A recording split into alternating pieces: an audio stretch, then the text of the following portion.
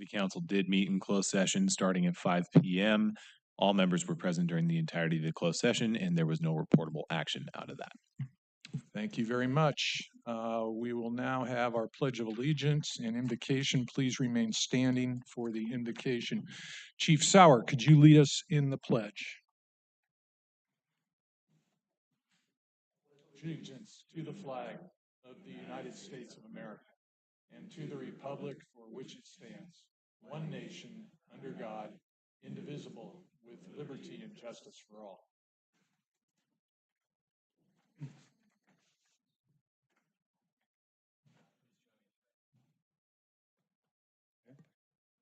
There we go.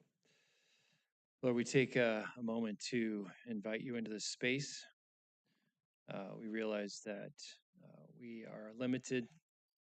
We see through a glass darkly into this world, into our relationships, into the issues at hand. And we need your wisdom and discernment. And we appeal to you, the work of your Spirit, to connect us together. We can be present to one another and hearing the issues and what's on the hearts so we can represent you well. I bless these leaders who take this time to request your help, and may you bless our conversation this evening. Amen. Amen. Thank you. All right, Lisa, roll call, please. Councilmember Daniel DeGraff. Here. Leo Zuber. Here. Mike Restuccia. Present. Vice Mayor Dean Euchre. Here. Mayor Gary Barton. Present. This is a time for anyone in the audience who would like to address council on issues not on the agenda. You can approach the podium, please, and we've got our poet laureate. Hello, dear council members. I still want to talk to you about getting some information to write a poem about your own, your public presence. So that's yet to come. But as part of the Department of Poetry this month, I am refraining from writing a poem suggesting we have a cage match this June in front of City Hall. And I will not be here in July, going north to Canada to perform a one-man show. So this month, I shall read the poem I wrote for our country's 250th. Our Freedom, Our Democracy by Emile Guillermo, first poet laureate of Ripon. In Ripon, anyone can speak for 3 minutes at a city council meeting if one so chooses. That is freedom. Sure, you can stick your head out the window and express your opinion on Wilma Avenue, but your hair will blow all over. That's not freedom. And you won't be on the record unless you do it on the second Tuesday of every month. I wax poetic as a declaration of a laureate's independence, but you will be celebrating the First Amendment of the Constitution. The Bill of Rights took effect 13 years after the Declaration of Independence from a king.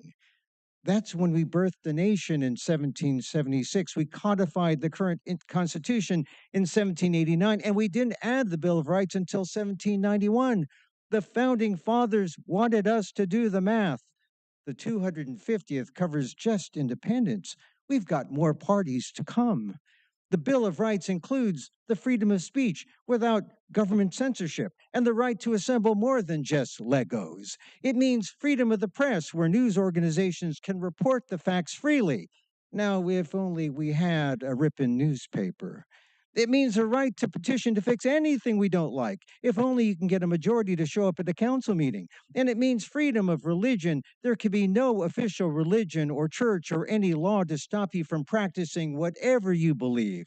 Not in Ripon, not anywhere in America. That's freedom. That's our country, 250 years and counting. Believe in that. Later this summer, I'll be writing poetry on demand at the Ripon Farmers Market, so I hope the public comes out to get a poem written fresh for them. Respectfully, Emile Guillermo, first poet laureate of Ripon. Thank you very much. Thank you. The Department of Poetry.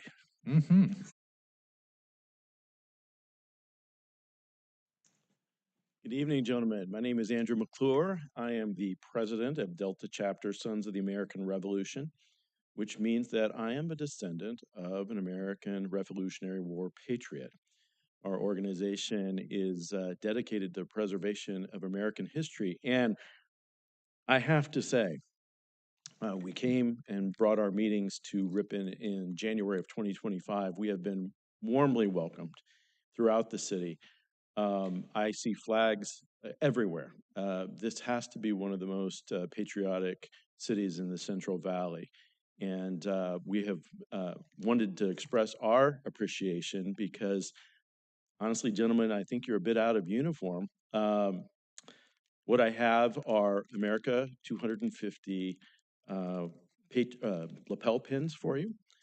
And you can pin them on in celebration of our America 250. So I don't know if you want to pass these out. We've got some literature about our organization. We meet out of the Ripon Library every third Saturday morning. We would love to be able to honor Ripon police officers, Ripon firefighters, Ripon public servants of all kinds, because that's what our organization is about. And we have had the privilege of decorating some police officers here. You'll see us marching in the Almond Blossom Parade. You'll see us Main Street Day walking around. We're not a bunch of well, we are a bunch of crackpots, but you'll see us in our Revolutionary War attire, and we would be glad to serve in our color guard in any way that you would have us. So thank you. Wonderful. Thank you so much.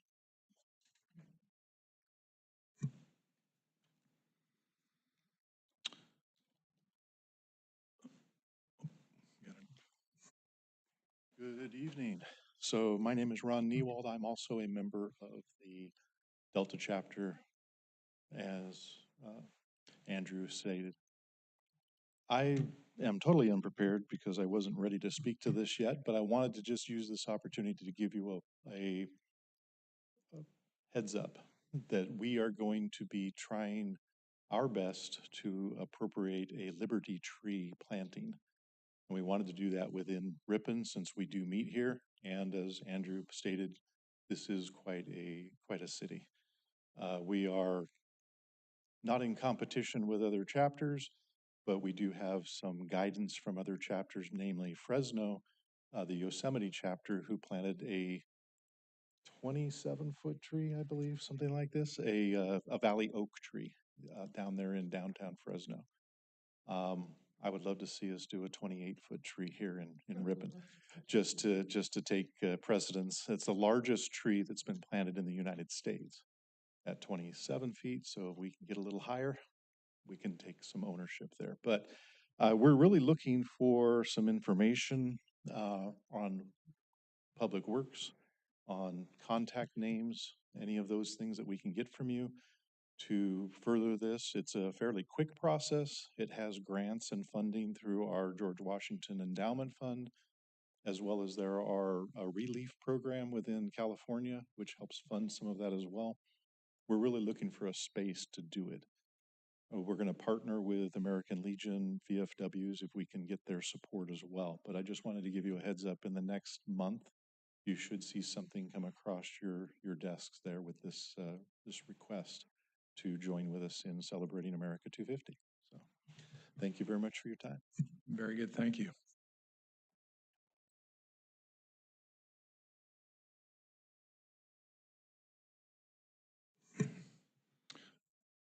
All right. Has everyone had an opportunity to review our minutes from our last meeting? And then we had a special session on June 3rd. If so, do I have a motion to approve? I'll move to approve both sets of minutes. Second.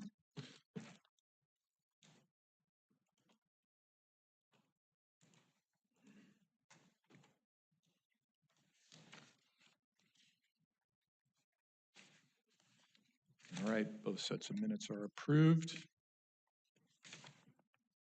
We have a posted agenda. Are there any items to be pulled from that agenda?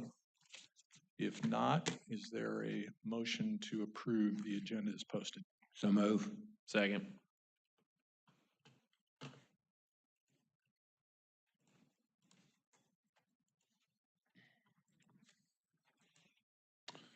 Agenda is approved. Consent calendar. I'll move to approve the consent calendar. Thank you. Second.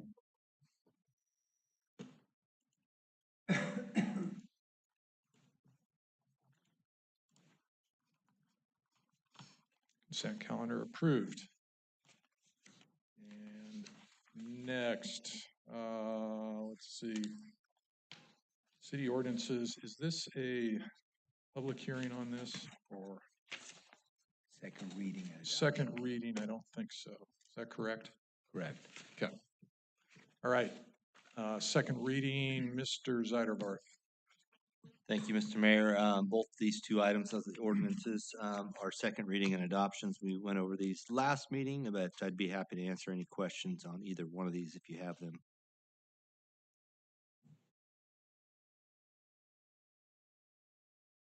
Any questions from council?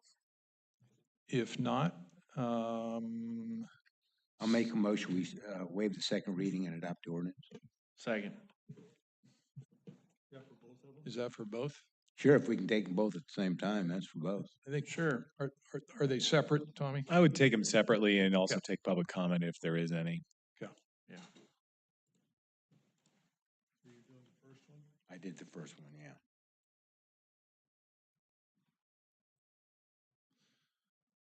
All right, the first one is approved and the second one on zoning amendment on ADUs. I think Mr. Zeiderbar already commented on this. Any public comment or any comments, questions from council?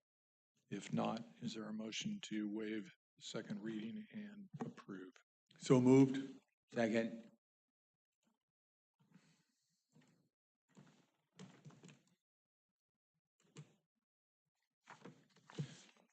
Good. Discussion items, our budget for the upcoming fiscal year. Mr. Werner. Thank you, Mr. Mayor.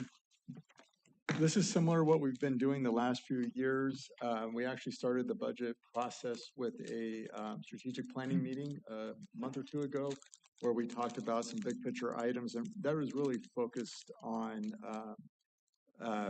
what's happening not just now, but in the near future, and how to have impact on certain items that is better to have impact early on. What tonight is going through the proposed 26-27 budget and highlighting the different funds that are included in that budget, and able to discuss any items the council wants to discuss, or make any adjustments as necessary. So before we get into the 26-27 budget, what I normally do is talk about where we've been with our current budget, the 25-26. This is for the general fund. The green vertical lines are the monthly revenue, red vertical lines are the monthly expenses, and then the black dashed line is the general fund balance from last fiscal year. And then the blue dash line is the general fund balance that was budgeted. So and then the solid blue line is what has actually happened during the 25-26 fiscal year. So you can see where we're ending up at is going to be much closer to last year. And revenue as compared to last year is actually up about 10%. If you took development revenue out of that, it's about 4.1% revenue increase. So that's on the taxes and the fees we get, everything except for development related revenue. And then as far as expenses, they're close to 5% higher than what we saw last year. Not bad. The larger green increases, those are, if I recall, typically when you get adjustments on the sales tax revenue, right? Property tax. Property tax, rather, yeah, Yeah. sorry. Yeah, the January, and then we get another one in June. With property tax. So it's coming. And then general fund, just some background. This is what funds the police, parks maintenance, library, senior center, animal control, engineering and planning. We've done a lot of good things. I think we're the only city in the county right now that does not have a sales tax measure in place. And a lot of that is just the various policies the council has put forth over decades, really, that have allowed us to not have to go out and do that. We're still able to have one of the highest police officer ratios in San Joaquin County. We're currently at 1.5 officers per 1,000 residents. Another thing that we have done over the last few years is really focused on unfunded liability. And in Ripon, we'll talk more about this later, but one of the reason for the success of not having a sales tax measure is our employees, all of our employees are not on the CalPERS defined benefit system. We're everyone except for public safety is a defined contribution like a 401k, and that has really limited our unfunded liability, and we'll talk more about that later. But that has allowed us to maintain the officer ratio we do and the services in the parks. Some of the challenges we have is expenses are increasing faster than revenue. You saw a little bit on the last slide. I'll talk about that on the next slide. And then just in general, retaining and attracting staff. I think every city could include that on the challenge, but Ripon has had challenges with that as well. So this is a summary of the general fund budget, and it compares it to the actual of 24-25, to what we're projecting to end in 25-26, to what is being budgeted for 26-27. If you look at just the annual revenue, again, this is everything but pulling development out of it. The increase between 24-25 and 25-26 was 4.1%. For 26-27, the increase was 4.5%. And then if you look at the annual change in expenses, that compares to 4.9% in 25-26 and 6.2% in 26-27. So taking development out of that, you can see some of the concerns are expenses increasing at a faster rate than the revenue that we're getting. We've been much more aggressive with economic development. Planning has done a good job of bringing in businesses like Bow Country and the RV dealership, but we need to continue some of those opportunities. So one of the projects that are included in the budget this year is to bring in a project do a project that will allow us to annex additional non-residential land to look for those kind of opportunities. And that hopefully over time will help bring in additional revenue. It is a balanced budget for 26-27, and you can see there's a surplus projected for 25-26. One of the policies of the council is to transfer 33% of that surplus to the street and road fund, and I show that on here as well, what that would look like for 25-26. This is full-time staffing levels. This goes back to 2008, but the message here, the bottom line is really the only significant jump we've seen in staffing, which was in 22-23, is when we took on the Lathrop contract. We've hired 7 additional dispatchers with that contract.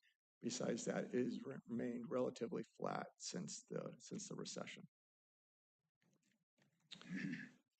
The one staffing request in the budget is to add a part-time police department secretary. The fiscal impact of this is $35,000, and this would be used to really mitigate some of the disruption in services when staff is on personal time off, whether it's a health issue or a vacation. This will allow the part-time person to fill in different areas where it's needed to maintain services to the public. Talked a little bit about the retirement earlier. Again, Ripon is one of the few cities that all of our employees are not on a CalPERS retirement system. And you see the benefit of that as far as the cost. With the public safety, we're paying about $50,000 an employee for this benefit. And the biggest portion of that is the unfunded liability. So this is the annual amount we pay because they did not collect enough while employees were here working. So it's about 55% of the annual payment that we paid to PERS of that 1.178. As far as all of the other employees, there's about 67 other employees that are on a government version of the 401k system. We fund that between 15 to 18.3%, and that's about $15,600 per employee. And this goes to talking about some of the increases in expenses. CalPERS, we have seen about a $530,000 per year average increase from what we've seen between the years 16-17 to 23-24 to now going forward to 34-35. And that's substantial. For us, that equates to about 5 full-time employees that we could be hiring to go out and do additional services to the community. So that's this additional funding, which a lot of it is that unfunded liability, does impact the services being provided. Kevin, I have a question on that. CalPERS was stepping down their actuarial rate. Has that hit the bottom of where they're going? Or are they going to continue that? Because if they continue that, that's going to get worse. Right. I'm not sure on that. Yeah, this was from all this data is from the July 2025 actuarial report that we received. So I'm not sure if that was included in there or not. And then this slide talks about what the council has done to try to mitigate these increases. We have established a 115 trust. This is an option for us to try to put money in an account that typically or has an ability to generate larger investment returns than our typical options for government investments. The investment level to that is 3 years of the unfunded liability, and then ideally you're just creating additional balance in there with those returns. And that can be used, the 115 trust can be used to pay liabilities of the CalPERS, the annual payments of CalPERS in years when there's a short-term economic downturn. So our current unfunded liability is about $7.1 million. That's the black line up on top, the dashed line. And you can see they show that going down over time. I think since I've been here, they always show the next 5 years going down over time. And then the blue line on there is the balance in the 115 trust and what we're projecting, assuming a 6% return on our investments in there.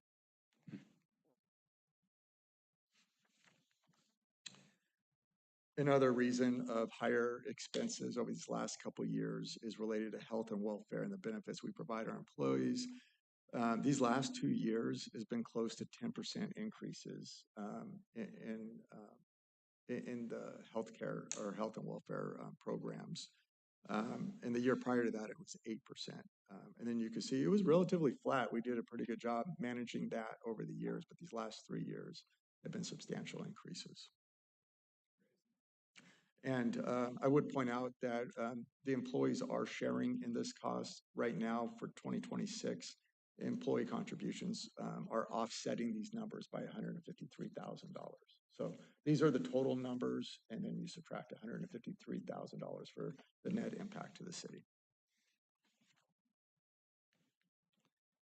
So a little bit about general fund and the revenue. Majority of the money we get is from taxes. This slide here shows the largest revenue sources, including those taxes, but it also includes some of the fees that we get as well. The blue line is sales tax, brown is property tax, motor vehicle in lieu is the green line. And then our recreation fees is the orange, and development related is the purple. You can see over time that they're all very stable except for sales tax. Sales tax have been ranging over the last 5 years between $4 and $4.5 million. Besides that, they've all been pretty stable. For the property tax, I would note that this year's budget, the increase is only 1.2%. We have been seeing steadily 4% increases. The reason for the downturn is we did a redevelopment bond refinancing, and we front-loaded the savings in the redevelopment bonds for the first 5 years. So we've been seeing some of that savings in the property tax annual payments we've been receiving over these last 5 years. But that is going to go away. So that 1.2% is a 1-year adjustment for not receiving that anymore.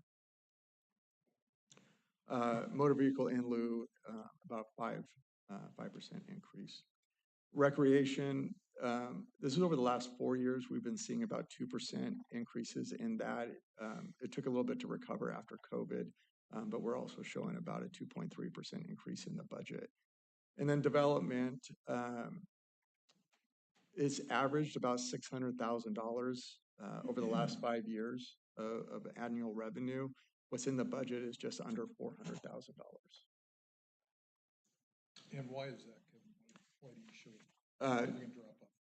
just conservative, the $396,000 reflects a long-term average of what we saw even during the recession in some of those years without a lot of development. So we tried to be more conservative in that number. Thank you. Well, I'm glad it's not a big part of our budget. Some cities, a huge part of their budget, and they have development slowed down. They got some economic Do you have problems. anyone in mind? Anybody close to us? Start with Lynn? And this is just a little closer at sales tax. So sales tax numbers, these are on calendar year basis, not fiscal year, just how we get the information and the data. The blue vertical lines are the revenue received from the sale of fuel.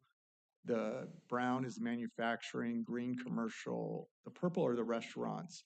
And then the line across the top is the annual average price of fuel, which corresponds to the right side of the graph. But year to year, fuel sales has been pretty flat. The increase that we're seeing right now didn't start till March, so that's not included in these numbers. Commercial sales went down about 14%, which equated to about $160,000. Manufacturing was up 22%, and restaurants up 7%. And then you can see what the impacts are onto the sales tax revenue for each of those. And then sale of fuel, this is by gallons. I think when there was as there was conversion with electric, we've been monitoring this, but over the last 6 or so years, it's been pretty stable. And then capital replacement transfer. This is, we have a spreadsheet, a database that includes everything within the city that gets replaced over time, whether it's HVAC, painting, police cars, computers, and we update that periodically to reflect lifespan of these items and the cost to replace. So what is being included in the budget right now is a little less than what is actually being calculated in that database. So the department capital, this is all the general fund items, how we fund those replacement. The budget includes a $475,000 transfer, about $100,000 less than the calculation in the database. Park and Rec, $130,000 transfer, and then fueling station transfer is about $23,000. The one thing I would say about the fueling station is we've had years with much larger transfers than the $30,000. So that fund is actually in pretty good shape. You got pretty precise on that. Yes. Yeah, I don't know how, I would try to go back and not be so precise. I must have missed that one. Yeah. No pennies. So talking about the department capital fund, right now we have about $1.5 million in that fund. As I mentioned, there's a $475,000 transfer included in this budget. And then these are the replacement items for this fiscal year. I won't read all of these items. I would point out the special study, the West Side Master Plan, that is the planning document that needs to be in place for LAFCO so we could start that process of discussing an annexation. So that's a $500,000 investment and included in this budget. Any question on these items? This is the thing for 526 or 2627? 26, 27, this new budget. Will that master plan, is that something you'll produce internally or will you have a consultant? It'll be a consultant. Okay. Yeah.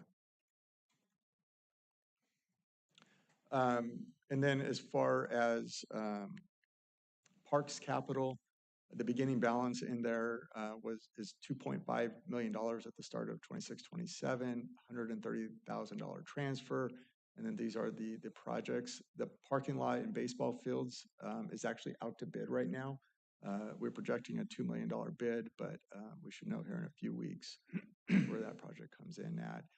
You'll notice there's quite a bit of improvements at the community center, exterior paint, small hall, a new roof on the small hall, and then some interior paint as part of that improvements as well.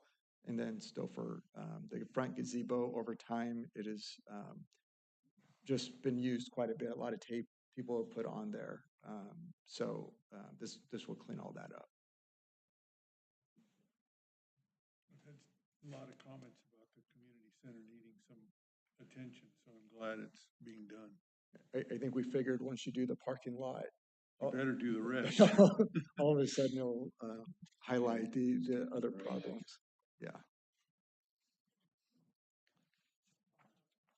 Street and road, I'm not going to go through all this. We've talked about this at length, but we over the last few years, we've had additional money to do street and road projects that we haven't had in the past.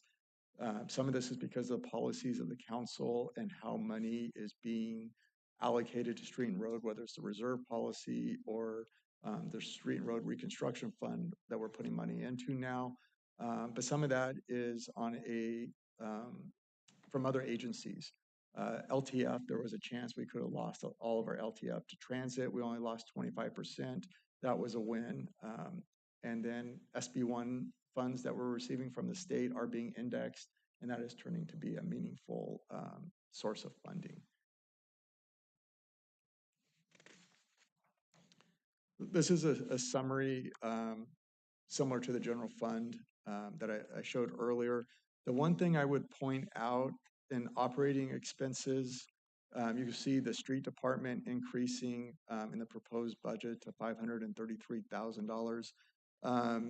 The real reason for this is Public Works beginning to self-perform more of the needs of the street department. That's the crack sealing, asphalt repair after we have to dig up asphalt for a utility repair, and then sidewalk repairs as well. So just putting more and more resources trying to self-perform those items.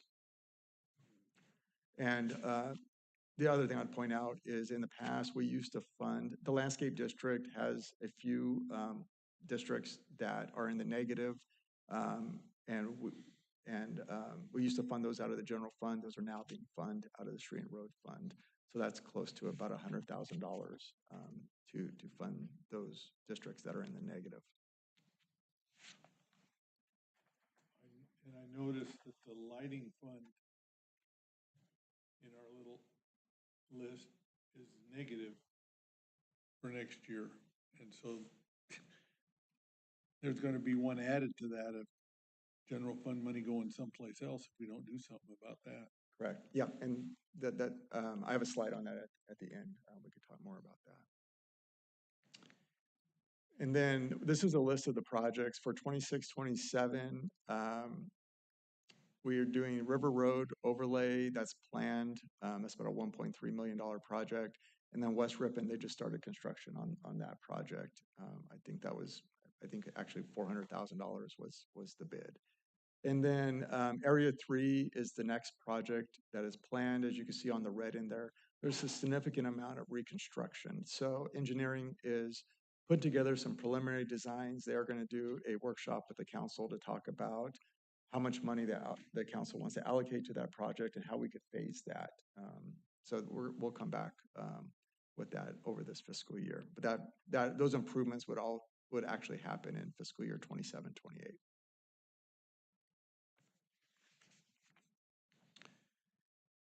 Enterprise funds, this is for the water, sewer, and garbage.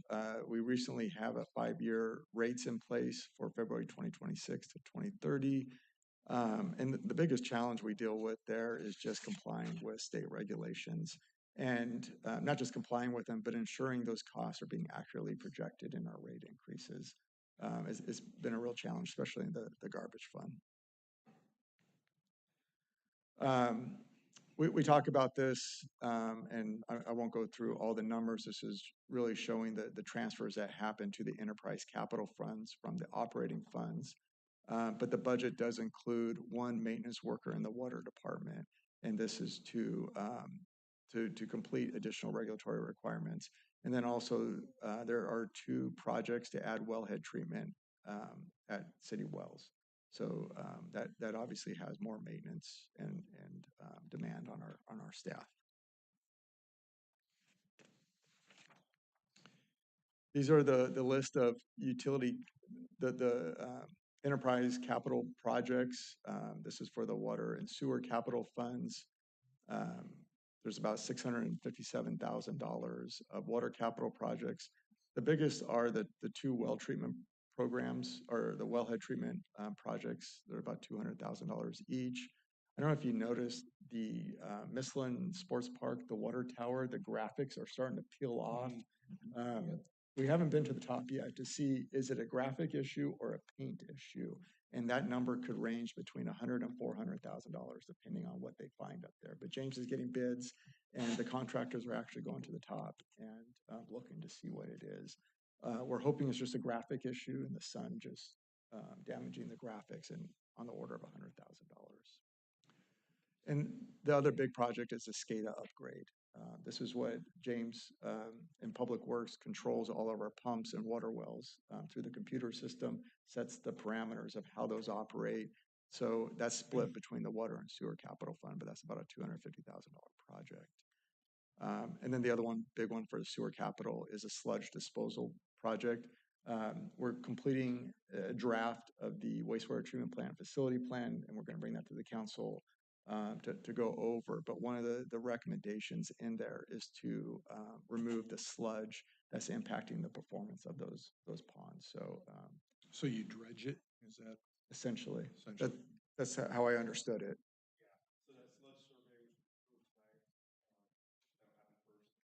Determine the volume that needs to be dredged out. You could either do it in service or dewater them completely out of service. There's 2 different ways of doing it. But yeah. Didn't we do some not too long ago? No, that was work on our percolation ponds. That was I got you. yeah, deep ripping. Yeah, I those got you. yeah. Yeah, and that's in here too, to do 2 and just keep that up to date. Not do all 8 at one time, but do a couple every year. Mona's looking for some fertilizer. Restricted funds, these are the landscape maintenance districts and lighting districts. The challenges are the older funds we have 6 older funds that do not have increases associated with them. So that's where you have that $96,000 transfer to keep those fully funded. For the 4 districts, landscape districts that do have the ability to index, 3 of them are being recommended for indexes. Carolinas and Cornerstone both include a 5% increase, and then the Alexandra Maintenance District is a 1.5% increase. And then the lighting district. So the black line on here is the balance over time. The city took it over in 2004, and when they did, there was a vote by the residents, the property owners, to establish a benefit assessment of $42 per single family equivalent, and that has been in place since 2007 and not indexed per year. Yeah. So you can see what's happening. 25, 26 has started to go down a little bit. 26, 27 starts to go down a little bit more. So Public Works has been we've tried to be proactive with switching to LED lighting. PG&E did a project and they switched half of our lights to LED, and we're paying a portion of that in our rates for that work and reimburse them for that capital. And then Public Works has recently found a new LED head that we're using to switch out the old induction lights with. That has been much cheaper. Just technology's improved over time, and it's the same head that Caltrans has been using. So, I think in the long run, it's saving us money because with the induction lights, they're 20 years old, and every time we go back, it just seems like our maintenance staff is having to go to that light multiple times to deal with whether it's a variety of issues. So just switching out the head at the onset, I think over the long run is saving us money. The real question is that at some point, the council is going to have to look at options to increase revenue, or if there's other options of how you want to fund it.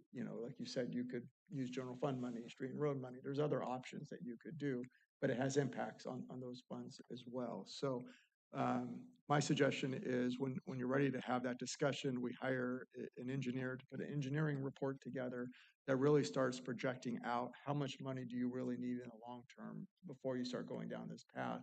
Because the other thing that's not happening in this fund either is a transfer to capital replacement. So right now we have one truck that's about $170,000 truck that's 20 years old, and we're not putting money away for those kind of replacements. So just looking at that big picture over the long term, how much money is needed to eliminate a structural deficit in the lighting district? Why wouldn't you just increase the rate? Haven't had a rate increase for 20 years. Yeah, so that would be one of the options that the council could look at, and there's different ways of doing that. And is that a 218 then? That is a 218. Yeah. When we took it over, it took us turning off half the lights in town before everybody decided they better do something about it. I remember that. I remember that too. Okay, well, you shut off the lights now to pay the bill. Well, maybe we like the lights on. Okay. Yeah. But you can see from 04 to 05, we didn't get into a positive balance until fiscal year 2021.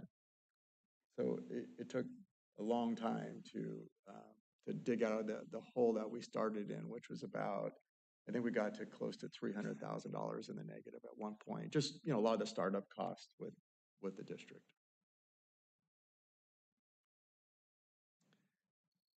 With a Prop 218 on that, would it be like our water rates where it's a majority protest, or it'd have to be a majority vote in favor of it, right? Correct. Yeah, so it makes it much more difficult to pass. Yeah, and you could structure the rates different ways. You could do, instead of a $42, you could just increase that to 60 or whatever that number is, right? And keep there over time. Or if you do it early enough, you could start, do a small increase and then just start indexing it with the CPI over time. But just the longer you wait sometimes, or the longer you wait, it's more difficult to just do it through the CPI. And they become larger rate increases, which become more difficult to get approved.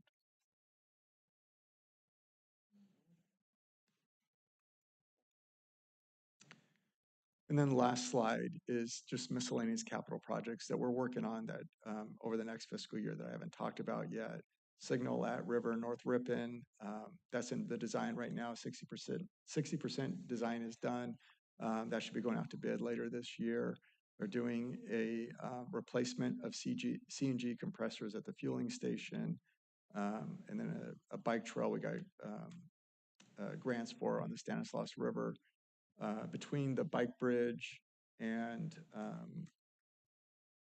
the end of our treatment plant when it becomes paved right there. And they're not paving it, they're putting decomposed granite through there, just make it a little bit more accessible by bikes. And then the Second Street improvements. This was one of the projects that was included in the downtown circulation study. We did get grants to pay for a majority of this project. So that's a design that they're going to start working on here shortly. So with that, I'm happy to answer any questions. Again, this is just a workshop looking for input, any sort of direction. I'll bring it back at the next meeting for a public hearing and action. Thank you, Kevin. Any questions from council? Excellent. All right. Reports. Chief Sauer. Honorable City Council, all I have to report tonight is on June 3rd, Officer Prather did start his full-time assignment as a motor traffic officer, and it's going very well so far. Other than that, I have nothing else to report. I've seen him in action. That's why we have you for a license. Mr. Stevens. Yes, thank you, Mr. Mayor. Just want to report the movie in the park, the annual movie in the park will be next Friday, June 19th at the amphitheater. What's the movie? Hoppers. Hoppers. Okay. Mr. Zeidervart. Just one quick item. We do not have anything on the planning commission this month, so don't hustle down here on Monday night. Mr. Peace. Yes, our water usage for the month of May, we were 23% lower than our 2013 numbers and 4% lower than last year's numbers. Excellent, thank you. Mr. Terpstra. Mr. Werner. Councilman DeGraff. I won't report on what you mentioned I should report on earlier, but thank you to everybody who's here to listen to us or the previous comments that were received. Appreciate that. We will not be here before we celebrate the 4th of July. So I just want to welcome or wish everybody a 4th of July and congratulate our country on 250 years of greatness. Amen. Let's just hope that we can keep that going. So we have been in some very interesting times, but I hope that we as a community, as a city, can celebrate, and we have a lot to look forward to and a lot to be thankful for. So just want to wish everybody a happy 4th of July. Seems we won't see them till after. Thank you. Amen, thank you. Mr. Zuber. I just have one comment. There's been a lot, I've read a lot in the paper lately about communities and electric bikes and bans and that sort of thing. I have to say that the officers in Ripon are proactive about that. I have seen them pulling kids over and talking to them about it, and one kid got to ride off on his scooter and his friend had to walk because they couldn't both be on it at the same time. And I hope it continues because I also still see, I think my biggest concern is still electric bikes on the sidewalk. Some of those things are moving pretty good. And if somebody happens to step out of a car or out of a house, and that's the one that worries me the most. The street stuff seems to have settled down a lot. So I hope, like I say, I've seen the officers doing their job and commend them for it and hope they'll continue. Except for bicyclists too, just regular old bicycles, and particularly groups of them. I mean, I get, okay, they're flown in a group, but they're spread out over a half a mile, and they all just blow a stop sign in front of everybody because they think, oh, I got to catch up to my group. And I know, you know, police officers can't be everywhere, and I'm not going to call 911 to report bicyclists that are blowing stop signs, but you know, it just gets really frustrating. And I don't know how you ever convince people to follow the rules of the road, but I don't know if you have any thoughts on that, Chief, but. I do. You hire a full-time motor officer like we did and address it.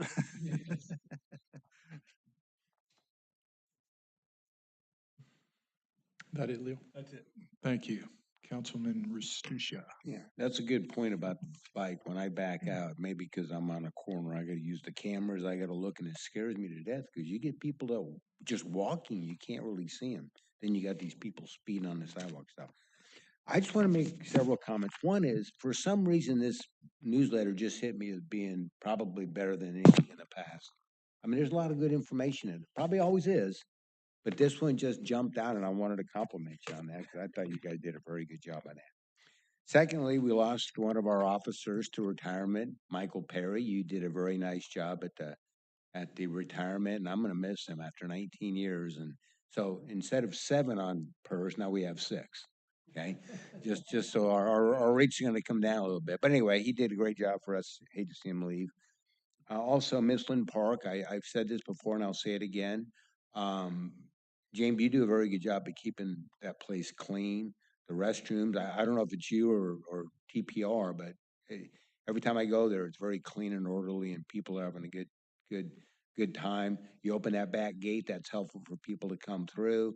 The only thing we gotta work on now is some of the grass in the where the battery boxes are, because that's all worn out. So, and then lastly, we had a Memorial Day event, and you're not going to get this very often, so just sever it. You did a very nice job in your speech. Huh? Would you expect any less? Well, I just thought I'd compliment him. Thank you, Mike. Vice Mayor Euchre. I would like to ditto that fact. I thought that the mayor did a wonderful speech. It was very touching and it was very much appreciated. Thank you. Wow, I should retire right now. Bang the gavel, hurry. We can make that happen. I just wanted to also briefly mention that event, our VFW, our American Legion, our fire department flying that beautiful flag, had a wonderful turnout at that event. As I mentioned, it's far too easy in this country to take for granted the liberties that we have. The price of freedom is very high. I mentioned a person who used to sit up on this days on our planning commission, and we miss J.J. West.